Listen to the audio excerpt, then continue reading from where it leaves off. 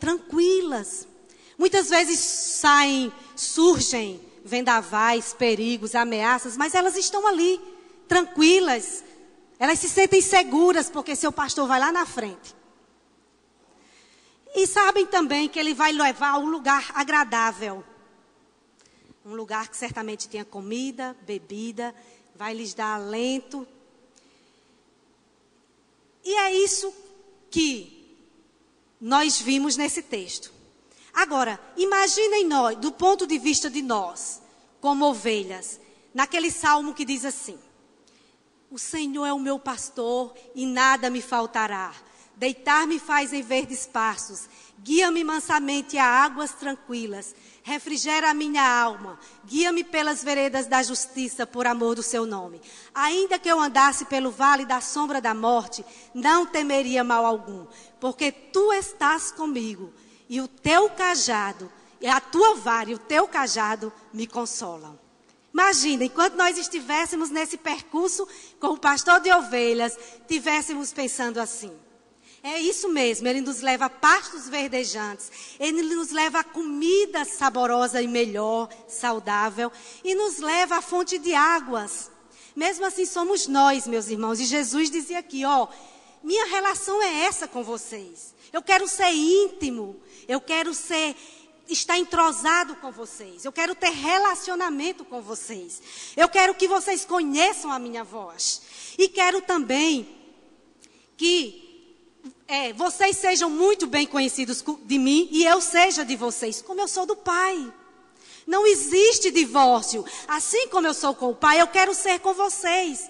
É uma relação muito próxima, é uma relação muito íntima. E existe mensagem, existe conselhos que eu posso dar a vocês. E não vai faltar nada. Meus irmãos, este é o sentido de igreja. É uma igreja espiritual, nós precisamos estar juntos. Não basta esse prédio bonito, essas cadeiras confortáveis. Inclusive uma igreja decorada, bonita, parabéns quem decorou. Isso é muito importante. O zelo, o cuidado pela casa do Senhor. A gente chegar e se sentir bem. O ar-condicionado, isso é muito importante. Mas nós queremos ressaltar aqui um aspecto mais importante ainda. É o nosso relacionamento. É nós nos juntarmos a outro como irmãos, como ovelhas. Assim como Jesus é conosco.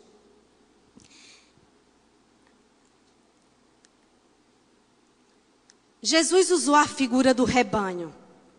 E ele viveu isso. Foi uma experiência que ele viveu. A vivência com os discípulos. E lá no versículo, em João 15, 9, o que é que ele diz? Ameis uns aos outros, como eu vos amo. E este amor permaneça em vocês. Jesus não só deu a analogia, a comparação, mostrou a ilustração das ovelhas, mas ele vivenciou isso sim. Ele considerou aqueles discípulos, aquelas pessoas, como fossem realmente sua família. É como que ele viesse e diga, olha, eu estou ligado no Pai, estou ligado com vocês. O que eu recebo do Pai, eu passo para vocês. Não havia divórcio, havia muita unidade entre eles. E ele queria exatamente a cada momento, a cada instante, mostrar o pensamento do Pai, a vontade do Pai, o gesto do Pai, as palavras do Pai, a linguagem do Pai. Jesus sempre mostrava ali aos seus discípulos, vivia. Ele se enfronhou, ele adentrou na vida dos discípulos. Ele se tornou mais humano porque ele se aproximou, porque ele não teve medo de dormir com o outro, de comer com o outro, de estar junto. Ele gastou tempo. Quantas vezes, meus irmãos, nós perdemos em característica essencial de igreja, no sentido invisível, no sentido estritamente espiritual, porque não queremos perder tempo com o outro, nos gastarmos com o outro, olharmos, abraçarmos, nos inteirarmos do que o outro vive. Nós preferimos viver na superficialidade. Não, eu já fui à igreja, no domingo de manhã está bom demais. Não, eu já canto no coral. Não, eu já toco na banda, eu já canto na banda, tá bom demais, isso para mim é o suficiente. Mas não é esse o sentido essencial da igreja.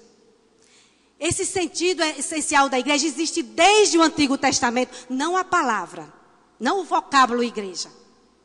Mas existe quando Deus chamou Abraão, e Abraão não esperou templo feito por mãos de homens, igreja, não esperou prédios, não esperou, mas ele vivenciou plenamente a fé, a esperança, se enturmou com seu sobrinho, mesmo sabendo das dificuldades, formou um povo, depois lutou para defender seu sobrinho, Ló. Lutou contra o rei de Sodoma, porque Sodoma estava prestes a ser destruída e Ló morava lá. Ele disse, eu vou ter com meu irmão, o meu sobrinho, é a hora de eu lutar por ele, eu vou me colocar no lugar dele, eu vou batalhar por ele. Isso é que é igreja. E sabe o que aconteceu? Abraão ganhou a vitória. E sabe o que mais? Lá vem Melquisedeque, aquele homem que a gente não sabe de onde surgiu. Aquele homem de repente aparece, trazendo pão e vinho para Abraão. E cadê a igreja de Melquisedeque? Vocês sabem? A descendência de Melquisedeque, quem era? Cadê o pai de Melquisedeque? Cadê a mãe de Melquisedeque? Mas ele vivia a espiritualidade, a essência da enturmação, da humanidade, do amor, da proximidade com o outro, do relacionamento. Isso é o mais importante. E é por isso que lá na frente a gente vai ver. Jesus é da ordem de quem? De Melquisedeque. Ele trouxe essa herança. Ele trouxe essa perspectiva de se colocar no lugar do outro, de oferecer algo por outro, oferecer sacrifícios pelo outro. Louvado seja Deus. Glória ao Senhor. E Jesus viveu com seus discípulos de uma forma tão terna. Lembrem os irmãos, me lembrem um só momento. Eu aqui abro espaço para os irmãos falarem de quando que foi que Jesus açoitou os seus discípulos. Diga só um momento em que Jesus foi intolerante com os seus discípulos. Irmãos, Jesus foi profundamente terno, amável, afetuoso com os seus. Em nenhum momento ele foi intolerante, a não ser com Pedro. Quando Pedro retrucou no propósito de Deus para seu filho. Que Jesus dizendo assim, olha, importa que eu sofra, que eu morra, porque essa é a vontade do meu Pai. E Pedro disse, para longe de ti, Senhor, isso não pode acontecer. E Jesus o chamou, mandou afastar, chamando de Satanás. Com palavras, sim. Jesus foi muito firme. Em nenhum momento, mesmo ele sabendo que Judas o iria trair, que Judas iria o maltratar, ele não expulsou do grupo, ele não condenou Judas, ele não açoitou, ele não bateu com vara nenhum, meus irmãos e minhas irmãs. Porque ele soube viver profundamente a essencialidade do amor junto à humanidade. Ele se fez homem, profundamente homem. Deixa eu dizer a vocês já sentiram profundamente homem? Ser humano, de se colocar no lugar do outro, de viver a dor do outro. É isso que Jesus quer. É isso que é o sacerdócio de Jesus, que é eterno, que ninguém toca, que é sublime, que ninguém muda. É esse o sentido real e verdadeiro da igreja. Assim foi também como o bom samaritano. Não é? Que passava. E os samaritanos eram relegados. Totalmente relegados. Eram totalmente relegados. Por quê? Porque eles optaram pela idolatria. Se misturaram com outros povos. E uma parte, Judá, ficou sim buscando a adoração ao Senhor. Outra parte, que era Israel, Samaria, ficou buscando outras formas de encontrar o Senhor, através dos postes de ídolos, ou buscando outras estratégias de se aproximar do Senhor. E aí, os samaritanos eram abominados, eram desprezados. Mas numa certa vez, foi o samaritano que acolheu um homem que tinha caído nas mãos de um salteador, de um ladrão. Que tinha sido depauperado, que estava violentado, estava sangrando. Foi o único que se comoveu. Esse sim foi chamado de bom samaritano. Espere em si só, bom samaritano. É essa perspectiva, meus irmãos, de amarmos, de sermos um como Cristo é no Pai. Será que nós somos um nessa igreja? Que quando um sofre, o outro sofre também? Que quando um sente dor, o outro sente também? Convido todos para pensarmos nessa perspectiva, nesse sentido. Irmãos, é bíblico. Tudo que eu fiz aqui é bíblico, está na Bíblia.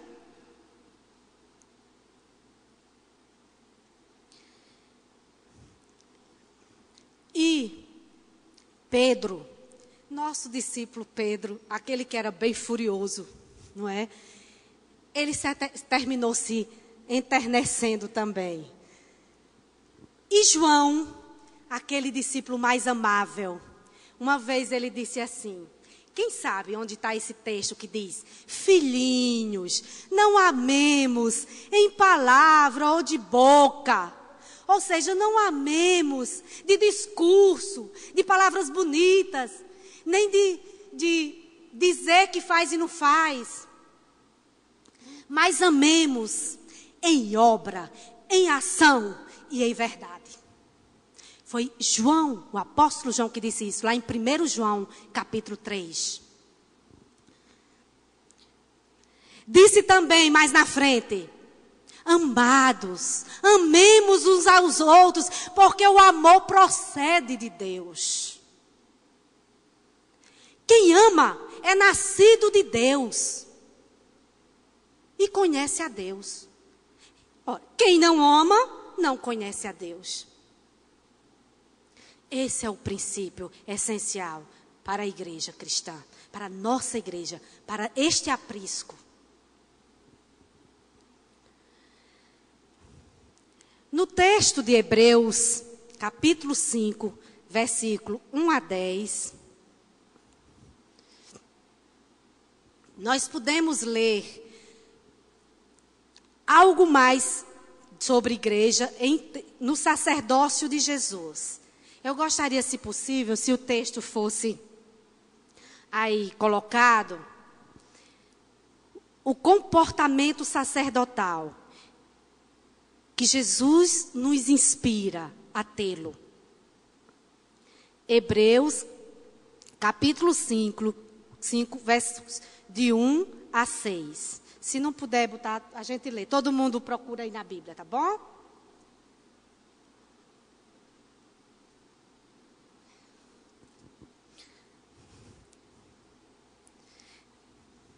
Diz assim.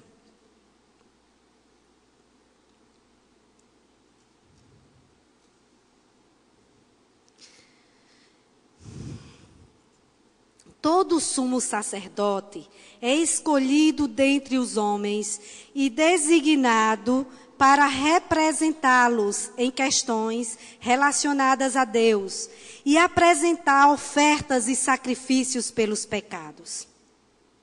Ele é capaz de se compadecer dos que não têm conhecimento e se desviam, visto que ele próprio está sujeito à fraqueza. Por isso, ele precisa oferecer sacrifícios por seus próprios pecados, bem como pelos pecados do povo. Ninguém toma esta honra para si mesmo, mas deve ser chamado por Deus, como de fato foi Arão. Da mesma forma, Cristo não tomou para si a glória de se tornar sumo sacerdote, mas Deus lhe disse: Tu és meu filho, eu hoje te gerei. E diz no outro lugar: Tu és sacerdote para sempre, segundo a ordem de Melquisedeque. Primeiro que tudo, eu chamei esse subitem de que Jesus exerceu plenamente o sacerdócio. Ele foi considerado o sumo sacerdote, o grande sacerdote, porque ele se revestiu da perfeição. Ele fez tudo quanto era para ele fazer. E fez de forma tal que o seu próprio Pai reconheceu e o exaltou soberanamente. E como foi que Jesus fez isso? Oferecendo sacrifícios, oferecendo ofertas, louvor, oração, curas em favor das pessoas. Jesus fez isso movido pela sua missão de, como filho de Deus, resgatar, transformar pessoas. E nós devemos nos colocar como Cristo no sacerdócio dele. É esta a função. Nós somos sacerdotes da nova aliança. E devemos assumir esse papel de nos colocarmos diante do outro, ao lado do outro. E ajudá-lo a chegar perto de Deus. Era assim que Jesus fazia. Pega na mão, pega no braço, diz uma palavra, leva a Deus. É esse o nosso papel. Se o irmão está mais fraco, caído, como eu devo fazer para levá-lo a Deus? Se está abatido, desanimado, o que é que eu devo fazer para levá-lo a Deus? É esta missão, igreja, que nós temos e não estamos esquecendo dela. Jó, quando estava lá na sua terrível dor da lepra, no monturo lá caído, se coçando, doente, só chegaram pessoas para abatê-lo mais ainda, para jogá-lo mais ainda no fundo do poço. Seus amigos, não sei se isso pode ser chamado de amigos, Bildade, Zofá e Elifá, chegaram para empurrá-lo mais ainda para o abismo. Disseram palavras vãs. Pegaram a autoestima de Jó, aliás, que já estava abaixo, e diminuíram mais ainda. Jogaram, atiçaram fogo mais ainda, levando-o para a depressão maior. É isso que o mundo faz. É isso que a sociedade capitalista faz, que os homens sem Deus fazem. Os ímpios querem ver o abatido mais ainda abatido, afundado, sufocado. Mas aí, meus irmãos, veio um outro jovem ali, Eliú. E ele disse que era mais jovem e deixou que todos falassem, os demais amigos. E a partir do capítulo 32 de Jó, Eliú vai falando, vai tecendo suas palavras e vai levando Jó a tirar o olho do problema, daquele cenário triste, da sua dor, da sua incapacidade de fazer algo, e foi levando a visão de Jó para outro, foi deslocando para outro cenário. Qual terá sido o cenário? Eliú pega e diz: olha, Jó, o Deus que eu sirvo é um Deus grande, excelso, maravilhoso. Olha o que foi que ele criou, Jó. Ele criou os céus. Ele criou, sabe essas gotas de água que sobem dos rios, dos oceanos? Elas formam as nuvens. E aí deu uma aula de ciências também, né? Elas formam as nuvens. E Ele é Deus que atrai essas moléculas de água e formam as nuvens. E quando as nuvens estão pesadas, Jó, elas descem em forma de chuva, de aguaceiro, e cai sobre toda a humanidade. E a humanidade fica sem saber entender como é que é isso tão bonito, esse espetáculo da natureza. Da mesma forma, Jó, tem os relâmpagos que surgem e que resplandece até o mais profundo do mar. E a luz ilumina toda a face da terra. Do mesmo jeito, Jó, os trovões que abalam, que até o gado se assusta, já sabe, os animais já sabem que vem aí uma tempestade, que algo de diferente vai acontecer na natureza. E Jó, de imediato, olha para Deus. E de imediato, Jó ouve uma voz. Jó atraiu a presença de Deus. Começou a louvar a Deus e Deus fala com Jó. Aleluia, glória a Deus. Meus irmãos, nós precisamos ajudar os outros a se aproximarem de Deus. É essa atitude que nós devemos tomar. Não jogar mais brasas, não jogar mais prisões, não jogar mais açoites, isso não vale. A única vez que Jesus foi duro, foi sincero, o possível para tocar no coração, vamos dizer assim, um açoite de palavras, foi com os hipócritas, os empedernidos de coração, os fariseus. Isso sim, ele foi duro. Ele foi duro. Mas quando se trata de nós ovelhas, de nós irmãos, nós temos que saber lidar. Essas ovelhas foram compradas pelo sangue de Jesus, pelo sangue do Cordeiro. E nós devemos sabê-las tratar, cuidar delas. É o zelo que está na Bíblia. É isso que nós devemos aprender.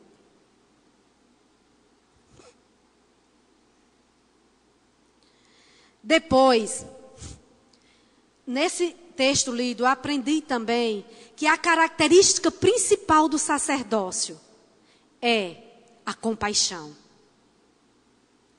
Jesus se moveu de terna compaixão. E mais uma vez, ele planifica o seu papel de sacerdote eterno, sumo sacerdote. Ele assumiu, adotou a compaixão em toda a sua vida. Eu não sei se os irmãos se lembram de uma vez que ele foi para Gádara ou Gesara, como queiram chamar na Bíblia, depende. E tinha um gadareno ou gesareno bastante acometido de opressão maligna. Ele se rebatia, ele se violentava e amedrontava as pessoas. Não tinha nada que o sustentasse, que o contivesse. Ele dormia no cemitério. É o único lugar que conseguia dar a esse homem um certo alívio era o cemitério, que é muito silencioso. E aí ele saía amedrontando todas as pessoas, afugentando. Pois uma certa vez, Jesus foi lá em Gádara. E quando viu esse homem, Jesus se compadeceu dele, meus irmãos. E o libertou. Ali existiam não sei quantos demônios. E Jesus o libertou, mandando aqueles demônios para uma manada de porcos.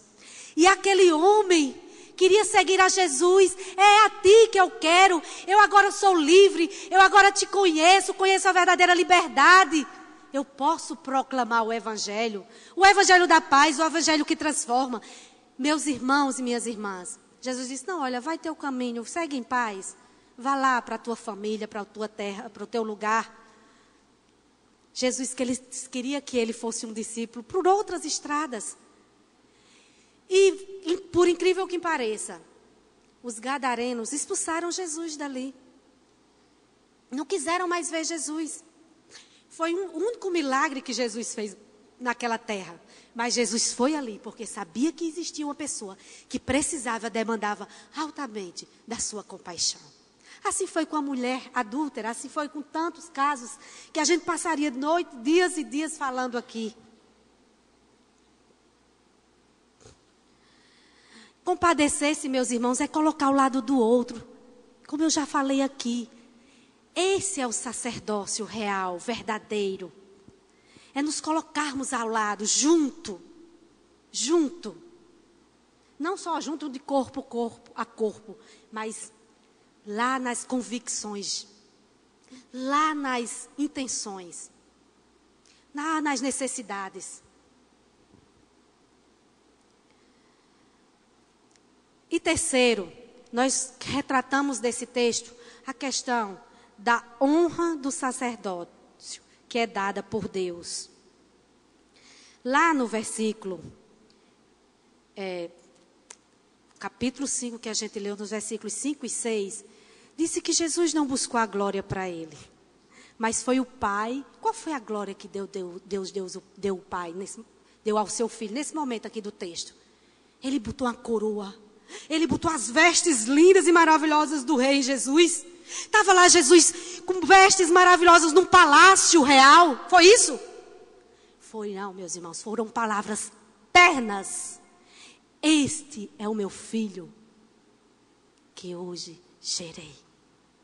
Foram palavras ternas. É o que nós carecemos. Palavras ternas, amáveis, de ânimo, de força, de consolo, meus irmãos, que o mundo já é frio, o mundo já é calculista, a sociedade está aí, é terrível. Nós precisamos encontrar aqui consolo, conforto, abrigo, refúgio, amor. É isso que nós precisamos encontrar aqui. E eu convido cada um de vocês para pensarmos nisso, para fazermos isso. O apóstolo Pedro diz assim: vocês também estão sendo utilizados como pedras vivas na edificação de uma casa espiritual, para serem sacerdócio santo, oferecendo sacrifícios espirituais a Deus por meio de Jesus Cristo. O que são sacrifícios espirituais? É eu chorar quando meu irmão chora. É eu louvar com ele quando ele está alegre. É eu me juntar com ele na sua mesa e comer, louvando ao Senhor. Sacrifícios espirituais são ofertas de coração, são dons. Lá em Hebreus, no capítulo 1, diz: olha, o sacerdócio é esse, que nós colocamos dons diante dos homens para levá-lo para Deus. Então eu pego meus dons, aquilo que eu tenho. Portanto, nós precisamos nos aprofundar nesse amor, para darmos amor aos outros. Nesse mesmo texto que a gente leu, diz assim, que ele tem misericórdia daqueles que não sabem, daqueles que não têm conhecimento. Deus tem compaixão desses, que não são ainda analfabetos na Bíblia. Nós precisamos dar o que é que eu tenho para ajudá-lo. Esses são os que carecem de maior ajuda, porque ainda não entendem. Vamos ter paciência com eles. Vamos ajudá-los a entender toda essa perspectiva cristã. Então vamos nos colocar, vamos dar os nossos dons. Eu não sei, vocês têm tantos dons aí. Vamos colocar à disposição do outro, e aí a gente está cumprindo o sacerdócio. Um só não é igreja. Você em casa, isolado, não é igreja. Igreja, nós precisamos estar juntos, em relacionamento, em entrosamento, sabendo o que um está passando e o outro também. Isso é igreja.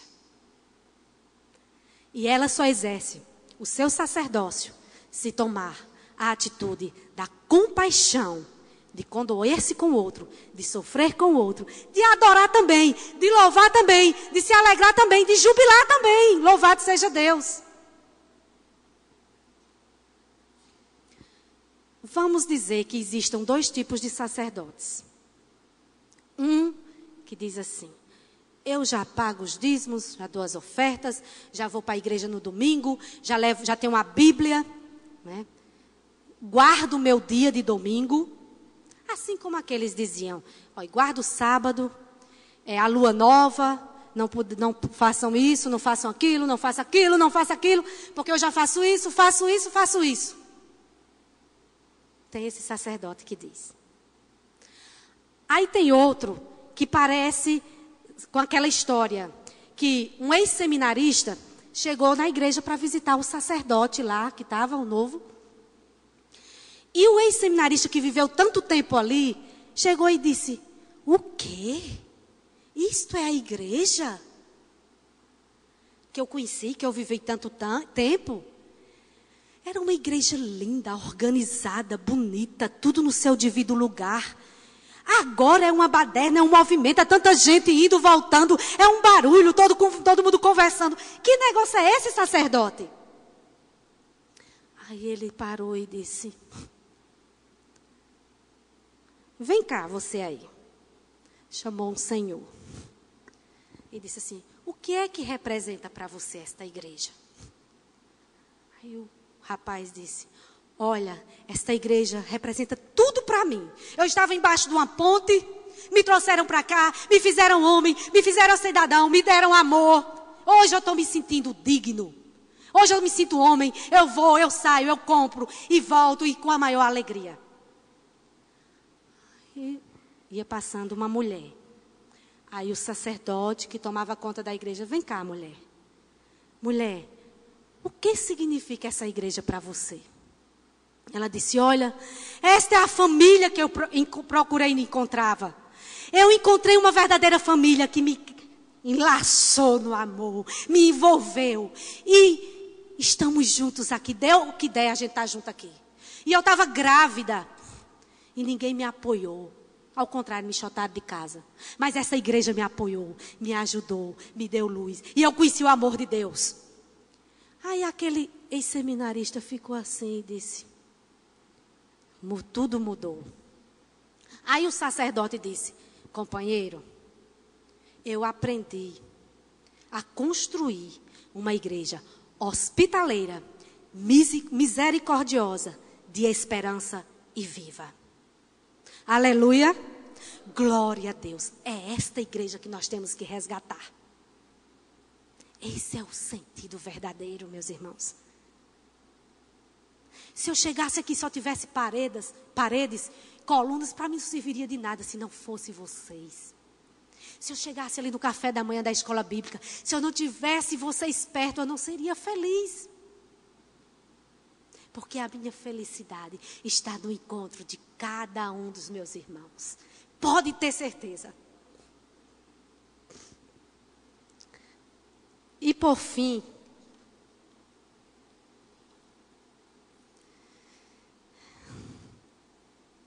nós somos chamados para darmos continuidade ao sacerdócio de Jesus, emprestando cuidado, zelo, ajuda, condoendo-se e oferecendo sacrifícios espirituais em irmandade. Então nós somos chamados para isso. Esta é a igreja invisível. Esta é a igreja espiritual. É a que estava lá sonhada e vivida já por Melquisedeque, Abraão e Jesus resgatou no Novo Testamento. E lá em Hebreus, essa carta foi escrita para crentes errantes, estavam, perdendo a noção das coisas. E o livro de Hebreus foi escrito para eles. E aí o escritor de Hebreus, que eu não sei quem é, não sei se é Paulo e outros, diz assim, olha, o verdadeiro sentido. É esse aqui, meus irmãos. Esse é a igreja que exerce o sacerdócio de Cristo. Que Deus nos abençoe. Eu queria agora orar,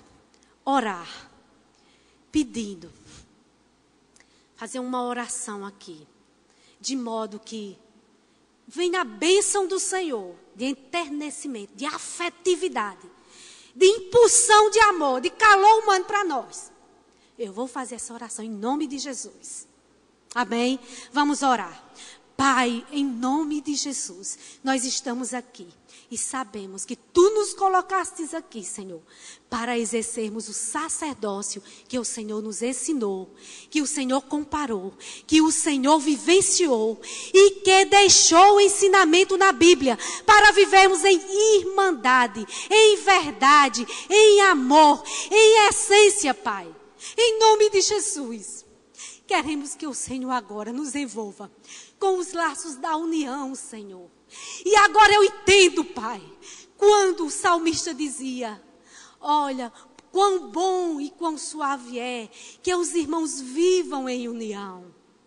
É como óleo que desce sobre a cabeça de Arão e corre pela barba e desce pelo seu corpo. Agora eu entendo o sentido disso, Senhor. Porque, na verdade, é preciso que o conhecimento que está na cabeça desça para o coração, vá para as mãos, para os braços, para as pernas e que os nossos membros se envolvam de óleo que une, que atrai, que embriaga, que se lubrifica, para que nós estejamos juntos um do outro, Pai, em nome de Jesus. Esta é a união que devemos viver, esta é a unidade que nós devemos viver pelo Espírito Santo, e nós te pedimos, Senhor, uma bênção especial sobre esta igreja, para que venhamos viver realmente o verdadeiro sentido do amor, envolvidos, entrosados, relacionados uns com os outros, meu Pai, em nome de Jesus. Derrama a tua bênção, derrama, Senhor, a tua vontade sobre nós. Queremos estar no centro da tua vontade. Este sim é o sentido de igreja, é estarmos juntos, é ouvirmos a tua voz, é seguirmos o teu rumo, é sermos alimentados por ti, é recebermos a pastagem, o alimento correto, é bebermos das águas cristalinas, que é o teu louvor, que são as tuas poesias, que são os teus cânticos, que são tantas coisas lindas que temos à frente e precisamos nos derramar diante deles. Ó Pai, em nome de Jesus, nos deixa mais próximos uns dos outros, Pai. E assim não será se cada um não tiver essa consciência. Em nome de Jesus, em nome de Jesus, eu te peço, Senhor, clareia as nossas mentes, Pai, clareia, abre o nosso entendimento para isso. Desperta-nos, Pai. Queremos ser sacerdotes vivos, pedras vivas, que está construindo um edifício espiritual. Não é um edifício aparente, não é um edifício arquitetônico, Pai. É um edifício espiritual, para a tua glória, para a tua honra, para o teu louvor, Pai. Em nome de Jesus, que o Espírito Santo nos toque, nos mova, Senhor. Que essa palavra, que esta mensagem saia da mente, da intelectualidade, mas vá para o coração, vá para os membros, para os braços, para abraçarem, vá para as palavras, para dizerem palavras de enaltecimento. Pai, quando Jesus lavou os pés dos discípulos, Senhor, Ele não lavou para criar um cenário capaz de ir por um quadro, ou para uma fotografia, ou para enfeitar a sala de alguém. Ele fez aquele ato, meu Pai, para dizer o quanto amava os seus discípulos. E Ele tirou a camisa, botou a toalha e enxugou cada pé, dizendo: olha, esse é o momento de eu exaltar vocês. Esse é o momento de eu dizer que vocês são importantes, que vocês são dignos do meu amor, do amor do Pai, que vocês são pessoas maravilhosas. Eu enalteço vocês, vocês têm dons. Continuem, façam a obra em nome de Jesus. Não é assim que nós devemos fazer, meus irmãos. Não ter medo de nos humilharmos diante dos irmãos, de enaltecê-los, exaltá-los quando necessário, de elevá-los, de elogiá-los quando eles precisam. É essa atitude. Jesus se humilhou para nos ensinar o quanto nós também devemos ser gratos ao nosso irmão e também exaltá-los. Em nome de Jesus, Senhor, eu peço que cada um aqui que está doendo, com uma dor, sofrendo, venha aqui à frente. Que está, Senhor, desamparado, abandonado, se sentindo rejeitado, Pai. Em nome de Jesus, se tiver alguém que está se sentindo, Senhor, triste, amargurado, angustiado,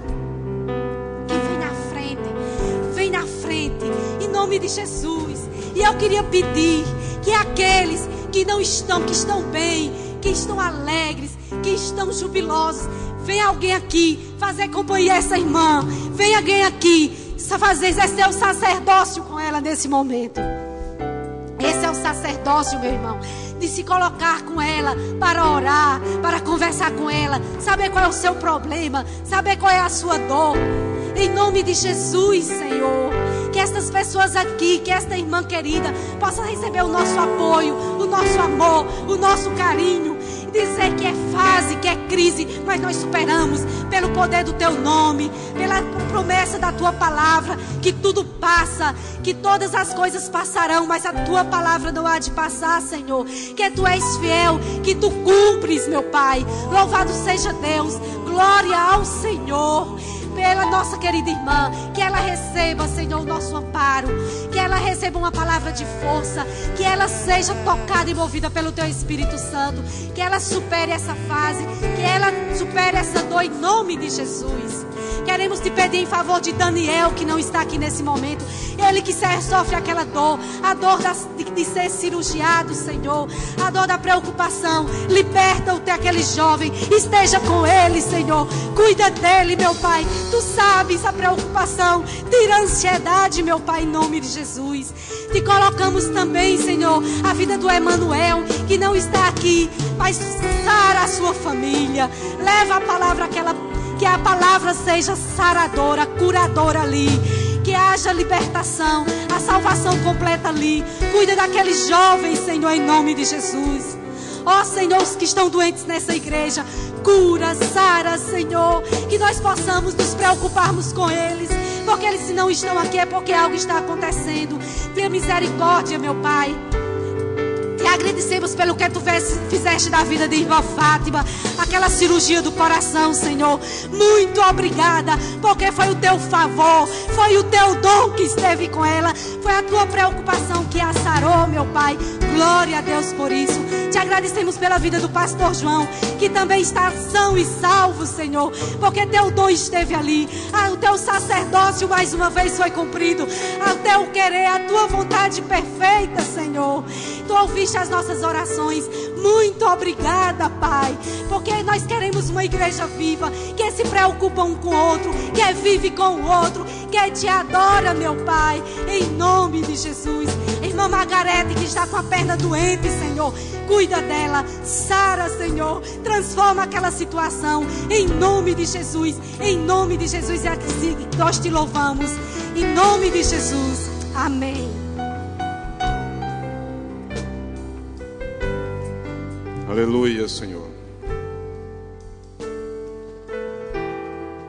Quem aqui foi abençoado nessa manhã? Diga assim, eu fui abençoado.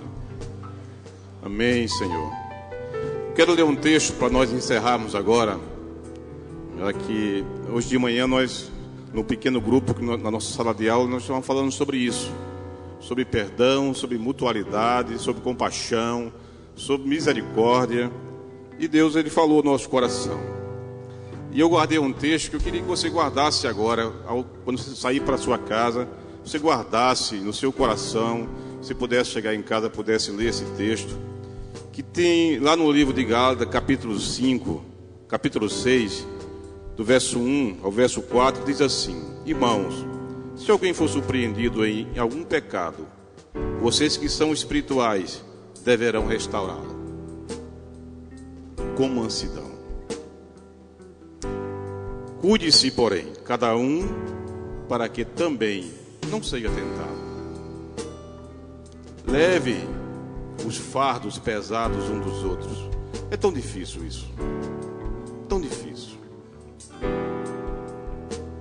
Leve os fardos pesados uns dos outros e assim cumpram a lei de Cristo. Se alguém se considera alguma coisa, não sendo nada, engana a si mesmo. Cada um examine os próprios atos e então poderá orgulhar-se de si mesmo e se comparar. Amém? Vamos ficar de pé, vamos orar encerrando. Agradecer a pastora Jerusa pela palavra, aos irmãos por estarem aqui conosco nessa manhã. Lembrando que nós vamos estar aqui à tarde, às 17 horas, com o irmão Marco Neto pregando. Às 19 horas, o pastor Humberto Lima. Então você está convidado a estar conosco.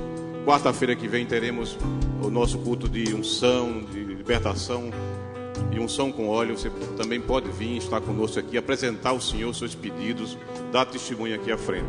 E se você chegou antes do oferta, do dízimo, esse é o momento que você pode sair também do seu lugar e ofertar na casa do Senhor. Feche seus olhos agora, vamos orar. Pai, louvamos o Teu nome nesta manhã, por tudo que foi falado aqui, pela Tua palavra, Senhor. Obrigado, porque o Senhor falou no nosso coração através da compaixão, através do amor, da mutualidade. Deus, obrigado porque o Senhor não nos condena, Senhor. Obrigado pela liberdade que o Senhor nos dá de poder expressar a nossa palavra, de poder falar, Senhor, aquilo que o Teu Espírito quer falar ao nosso coração. Por isso, Pai, em nome do Senhor Jesus Cristo, obrigado por tudo que o Senhor fez, por tudo que o Senhor realizou. Deus, que o Teu amor permaneça em nossos corações, Senhor. Que nós venhamos aprender, Senhor, a amar, a amar, a amar, como diz a Tua palavra. Porque o amor supera todas as coisas, Pai. Que o amor de Deus, nosso Pai, que a graça do nosso Senhor Jesus Cristo, a comunhão e as doces consolações do Espírito Santo de Deus esteja sobre todo o povo, hoje e sempre. Amém. Bom almoço, até mais tarde. Deus abençoe a todos. Não saia sem falar com seu irmão. Deseja a ele um bom dia, um bom almoço, em nome de Jesus. Outra vez Diante de ti abro meu coração, meu clamor tu escutas e fazes cair as barreiras em mim. És fiel, Senhor.